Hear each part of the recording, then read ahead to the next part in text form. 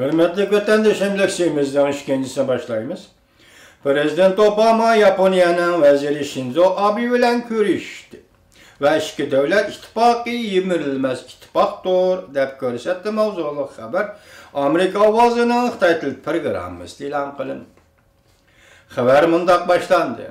Amerika Qo'shma Shtatlarının Prezidenti Obama efendi haftanın ikinci günü Aqsarayda devlet işler ziyaret bilen Amerika'ya yetip kelgen Yaponiyanın veziri Shinzo Abe bilen görüştü. Amerika Yaponiya iki devlet rehberleri mundaq görsetdi. Amerika Qo'shma Shtatlar bilen Yaponiyanın ittifakı mislsiz mustahkamlandı. Prezident Obama mundaq görsetdi. Amerika Yaponiyada ibaret İkinci Dünya Uruşu mezgilde düşmanlaşken devletler yemirvet gelip olmaydıgan müstehkem ittifak ornutup hakiki dostluğa aylandı. Prezident Obama Aqsaray'ın oyla bağıtsız ötküzülgen Shinzo Abe'ni kütüveleş murasimida mundaq görsetdi. Amerika özünün Asya rayındaki rehberlik rolunu yengilledi. Vezir Shinzo Abe Yaponiya devleti rehberlik kılıp halkara sahnede yenice başka rol oynamakta. Bu işgal hareketin asası müstehkem. Amerika Yaponiya ittifakıdır. Yaponiya'nın veziri Shinzo Abe mundaq görsetdi. Amerika Yaponiya ittifak ötmüştü. Her kandak vakti seliştirganda azar münasibet tehimi küçeydi. Bu yana mundaq görsetdi. Yer şarı karakterlik her xil krizislerge takabul turuşku doğru kelgende Tokyo Amerika bilen oldun kısapta belli turdu. Amerika Yaponiya müdafiə ittifakını küçeytti.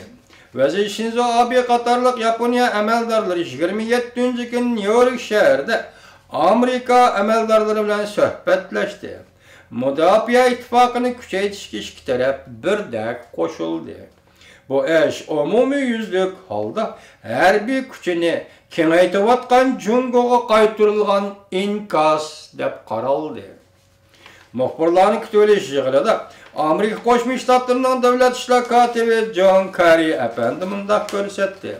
Bugün Yaponiya devletinin özünü qoğdaş iqtidarı bulupla qalmay, belki zörür tepilganda Amerika'nı qoğdaydıgan ve başka şeriklerini qoğdaydıgan iqtidarı barlığının belgisi bulup kaldı. Bugün şundaq iqtidarının belgisi bulup kaldı.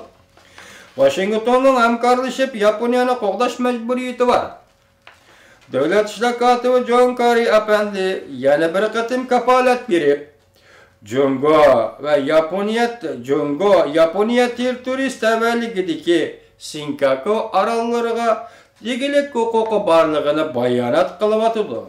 Senkaku takım arallarını ortak qoğdunun şartnamasının içine körgüzüldü. Bu qatam şartnamanın içine körgüzüldü. Bu degenlik Senkaku takım aralları harbiy hücumga uçurgan hamman Washington'un hamkarlaşıp Yaponiyanı qoğdaş mecburiyeti var degenlikdir. Yaponiya Senkaku aralları dep ataydıgan bu aral, Jungo Diaoyutay dep ataydıgan bu aral, Jungo Yaponiya münasibetinde mühim tosalgı bulup kaldı. Onun üstüge Jungo Janubi Deniz'i yana başka bir neçe devlet bilen çevira macerası işçiге kirip kaldı. Prezident Obama ve Shinzo Abe efendiler plan boyunca Amerika-Asya erkin savdo kelişimi, Tinch Okyan'dan algılan şeriklik, hemkarlık münasibeti kelişimi imzalaştı mı? Muhakeme kılınırken. Bu kelişimge 12 devlet katlaşıdı. Jungo bunun içinde yok.